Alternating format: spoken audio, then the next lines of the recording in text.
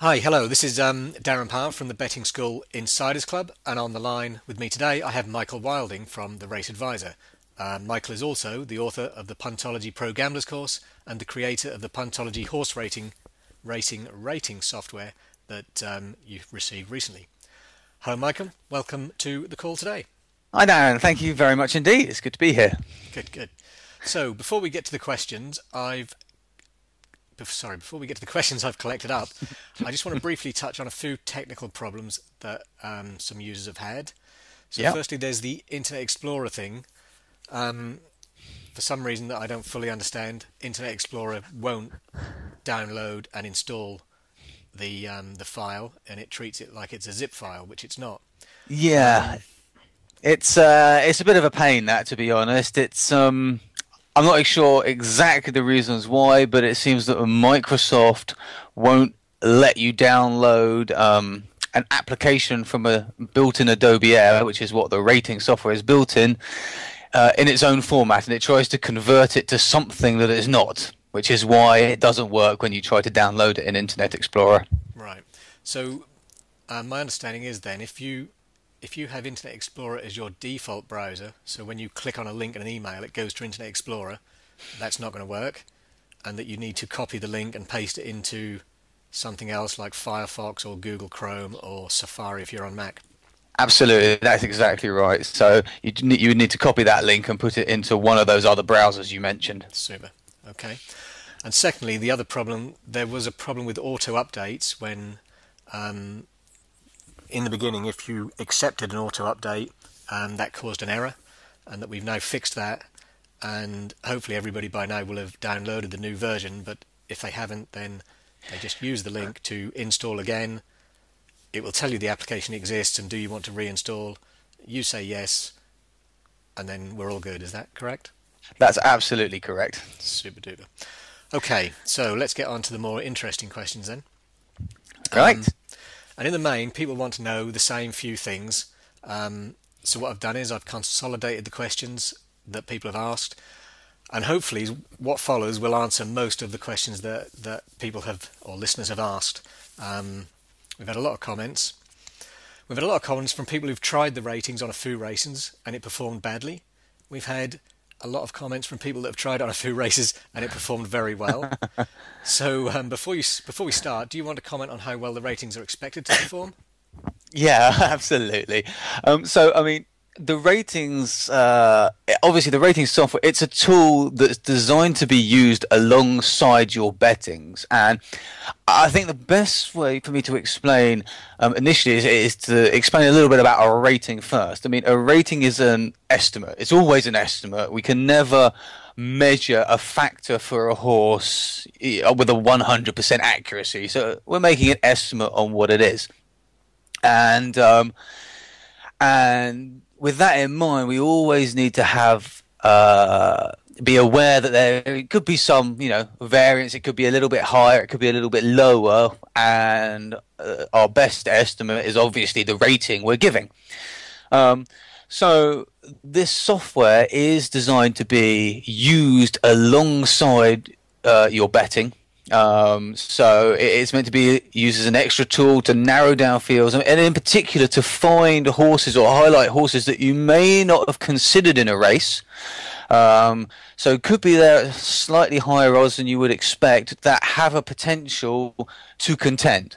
Um, of course, that doesn't mean every single one's going to contend, but there are horses that you should look at again. You should take another look at and actually say, because there could be value to be had in the odds of them.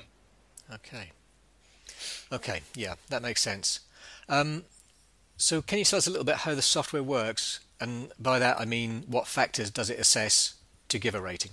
Yeah, of course. So the software uses three factors to give a rating. It uses the official rating, the OR, the RPR rating, the racing post rating, and a speed rating. And what it does is it takes each rating, it assigns them a weight, a level of importance, and then using an algorithm, it combines them together to produce what is the final rating, which is obviously a combination of those three factors together to give a more overall performance estimate for the horse. Okay, so these are the main ratings that most of us look at to some degree at the racing post, and they're obviously solid ratings in their own right. Yeah, absolutely. Yeah. The next And big, that's sorry, the reason why we chose to use them, obviously, for this software. Yeah. Okay. So the next big question that everybody is asking is which races are best suited to the rating software, and by that I mean in what races are they likely to be most accurate? Class and handicap and flat or all weather, flat or national hunt or all weather.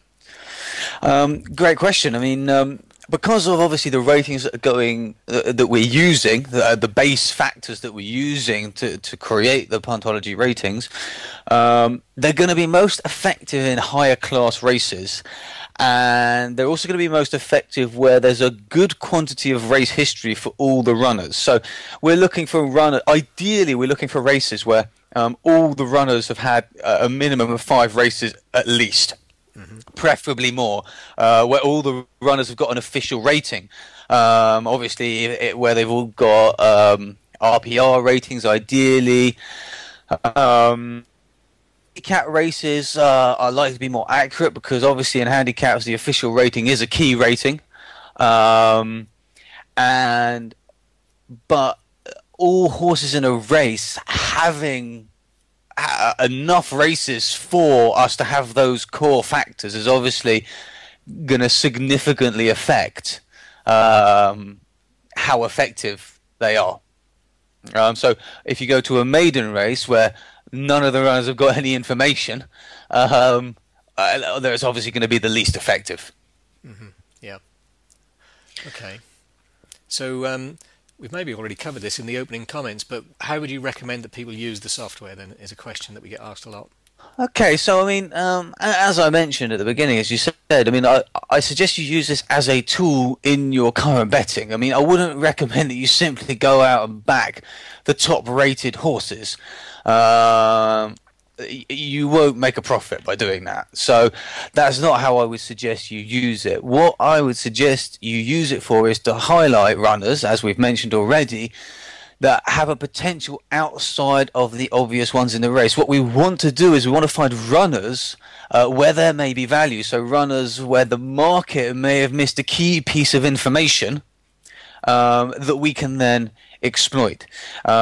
So I would use the top rated and the second rated and the third rated to have a look, and I would use that, with a race card and actually say, okay, we got these 3 horses, and let's have a look at the difference in gaps between the ratings, and let's actually see if this is backed up by some other form on that card,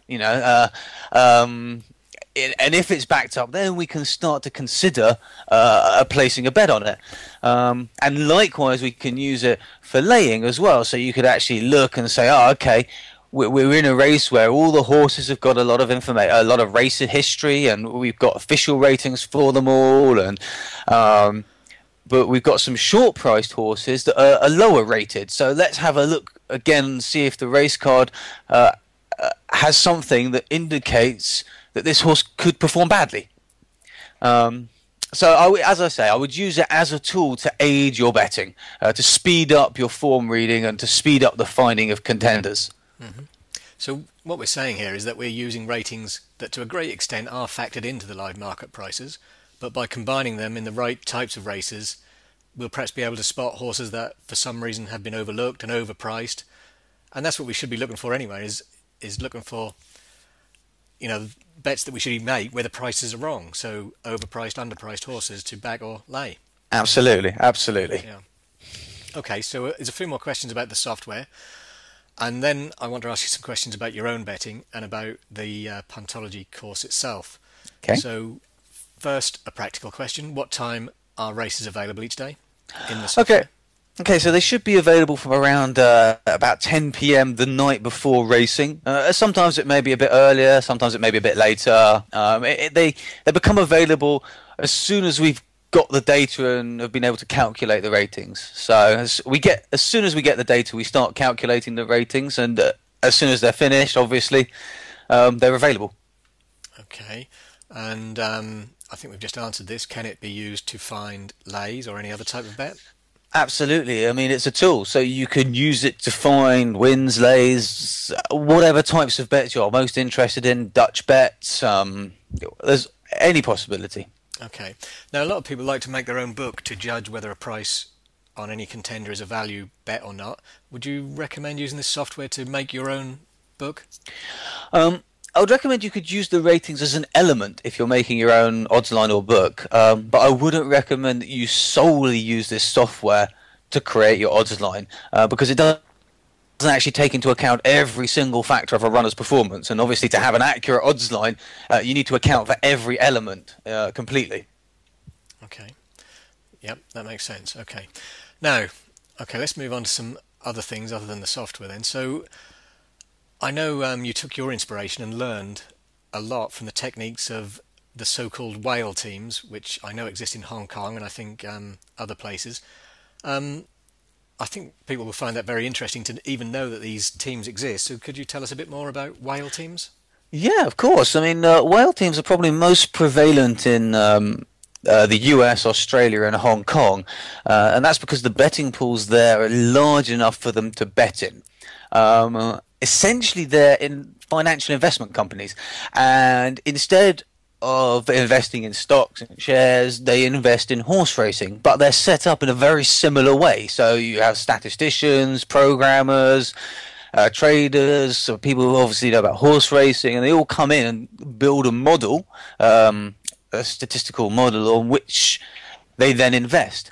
And the way this model is built and the way that the teams work is slightly different in each country. So, for example, in the US, the pools offer you a significant rebate if you bet through a certain providers. You get a significant rebate on every bet you place when you're betting above a certain level of stake. And depending on the bet type, the percentage of rebate increases. So exotic bets give you the most rebate. And in case there's anyone listening who's not sure what a rebate means, the rebate is when you place a bet, the people that you place the bet with give you back a percentage of it, whether it wins or loses. It doesn't matter. So, for example, if you have a 5% rebate and you place £100, you'll get £5 back whether or not your bet wins. So what this means is, in the States, for example, you can actually bet in a situation where you've got a negative betting edge. So normally you'd actually be making a loss. But because you're getting a 5% rebate on every bet, that actually turns it into a positive bet. A practical example would be if you're making a bet that you know is going to lose you 2% of the time, lose you 2%. With the rebate of 5%, that actually now becomes a profitable bet that's going to make you 3%.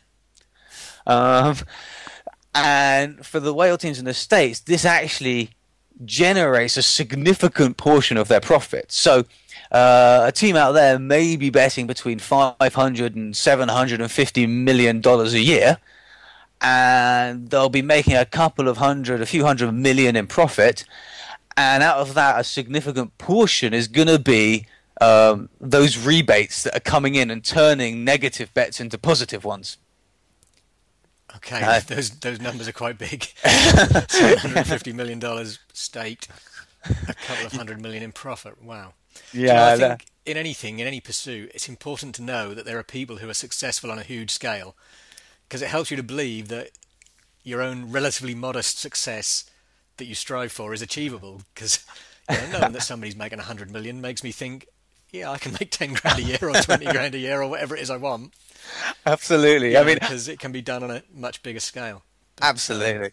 It's interesting stuff. Obviously, you and I don't have access to rebates as easily No, as. sadly but not. even so, Sadly not. yeah. Okay, so moving on.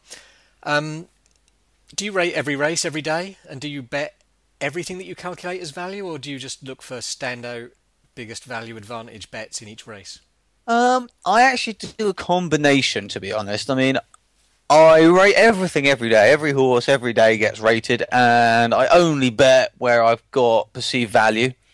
Um, but I do specialize in how I calculate that value for different types of race conditions. So I use an approach where I combine different ratings for different sets of race conditions, and then actually uh, weight those ratings differently dependent on the conditions. So, I mean, for example, all-weather sprint speed is more important than stamina. I mean, that's a really obvious, simple example. So I would be weighting speed more importantly in those races than stamina, whereas obviously in a long distance, that's reversed. So I'm only using the most effective ratings and weightings for the specific set of race conditions. And again, I'm only betting in the way that I can generate the most profit for those particular conditions. Sure. But you do rate every race, so you're looking at everything, as it were. Yeah, I do rate every race, yeah. Yeah. Staking always gets asked from anybody who's interested in betting. What staking do you use and recommend? Well, I actually use different types of staking depending on the race conditions and the edge and things. Now, generally, I recommend using between about 2.5% and 5% of your bankroll. Now, that isn't necessarily the most optimal method of staking. And the reason is that some bets are more likely to come in than others. Obviously, a short price horse is more likely to win than a larger price horse. Yeah. And some horses you've got a bigger edge on, so your advantage is bigger on some horses than others. And it's a balance between the risk of losing your bankroll and the chance of the horse actually winning and your edge. However, it can get quite mathematical to work that out. And so to start with, I recommend just simply going with kind of a 2.5% or a 5% approach. And that has a relatively low risk of losing your bankroll for a kind of standard 20% strike rate. But as you get more advanced, then I would be looking at, adjusting the staking based on risk level, the edge of your bets and the odds of the bets that you're taking as well. So you might be staking more between a price range of 2-to-1 and 4-to-1, and less when the horses are higher than 4-to-1. And again, it depends on the edge that you've got and the odds. So, okay, good. I slipped in my own question. The next question is my own. Nobody asked this, but I wanted to know the answer. So, like yourself, I run a few automated things. The software that bets for me, and I don't have to pay much attention to it during the day. Now, I don't check my results race by race or even every day. In fact, you can bet if I log into my server and look at things, it will be a losing spell when I look. So my theory is if I put something in place that I'm sure is going to work, and I've had some software programmed that will do that for me, then I leave it there and check weekly, maybe monthly, more likely, and as long as things are going to the trend I expect them to, then I'm happy with that. So the question is, do you follow your own results race by race or day by day? No, I'm the same as you. I almost never look at racing on a day-to-day basis. So I prefer to do kind of all my work in the preceding weeks and months to build the strategies, and then when I'm happy something is working, I let it run. I monitor. Generally, I monitor my results quarterly, so every 3 months. Now I do check in every couple of weeks, and I also have some things that kind of throw up an email or an alert if something's gone way off piste, or it looks like it's doing something it shouldn't. Yeah. But I never look at it on a day-to-day basis otherwise, and I would never make any decisions on changing the strategy or adjusting it or stopping it or anything like that with anything less than 3 months worth of results. And often, to be honest, I would want 6 months, possibly 9 months of results before making a decision.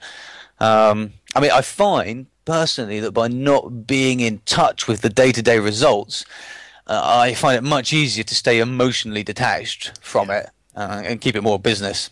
It's always the psychological thing, isn't it? You know, when you watch it, it goes wrong. Absolutely, I absolutely. don't know why that is, but it just seems that way. It Or really does. even if it goes well, you know, it's I don't I, know. It just can affect your day. You can't. It's best not to know. And Yeah, I think actually, I mean, one of the reasons why it feels like that is because if you're placing win bets now, for example, as a win better, 20% strike rate is pretty good. yeah, I mean, I actually kind of go on a 10% to 15% strike rate most of my win bets, and of course, a 50, let's say a 20% strike rate, you're thinking that's pretty good, and you're making profits, which is great, but you're still losing 80% of your bets. yeah. Um, Well, yeah, so saying it like that, the odds are whenever you look, you're more you likely to be losing than winning, aren't you? Or yeah, more likely to have had just had a watch a loser. loser. Yeah, exactly, and Oh, that's the thing. That doesn't mean that you're not making a no, profit. no. So, That's one of the harder things to get your head around as a bettor, becoming a profitable bettor. Is that you can have more losers than winners, but still make a profit. yeah, yeah. Sam. Okay, good. Right. Well, hopefully those questions have covered off 99% of what we've been asked. We've got a few minutes left. So what I wanted to ask if you would just briefly do is cover what is in the Pantology course and who you think should be taking it and maybe who shouldn't be taking it if Yeah, absolutely. So, I mean, the course is designed to take you from a beginning better, really, into a profitable better. And if you've been struggling to make a profit, or if you're finding it difficult to increase your profit, then it's absolutely designed for you. Um, at the beginning, we look at some methods of rating and form reading because I want to get people started on analyzing races immediately and get stuck into actually using some of the skills that you need to become profitable. And then from there, we build on people's knowledge by taking you through all the areas that are necessary if you want to be long-term successful with your betting. And so some of those areas would include form reading, race analysis, developing ratings, how to build systems properly, staking, bankrolling, but also we're looking at things, personal things as well, because the personal side is also very important. So managing your time and controlling emotions during losing streaks to make sure you're actually making decisions based on data and information rather than your emotion. We also take a look at some automation, and towards the end of the course, we even get into the beginnings of how you can develop your own betting models. As well as beginners or people that are struggling to increase their profit, it's also designed for people who feel that they're not managing a particular area of their betting well, whether that's staking and bankrolling or the personal time management and emotion or whatever area that may be. That's covered as well. okay, good stuff. Okay, that's us wrapped up pretty much. I've just thought maybe I should mention there's 5,935 people downloaded the software, so Wow. it's been popular. Let's hope, Absolutely. Yeah. you know, if a percentage of them find it useful, then we've done a good thing. So thank you for doing that, and thanks for your time. And I'll speak to you soon. Thank you very much indeed, Dan. It was great to be here today, and I look forward to speaking to you soon. Cheers, Michael. Okay. Bye. Bye.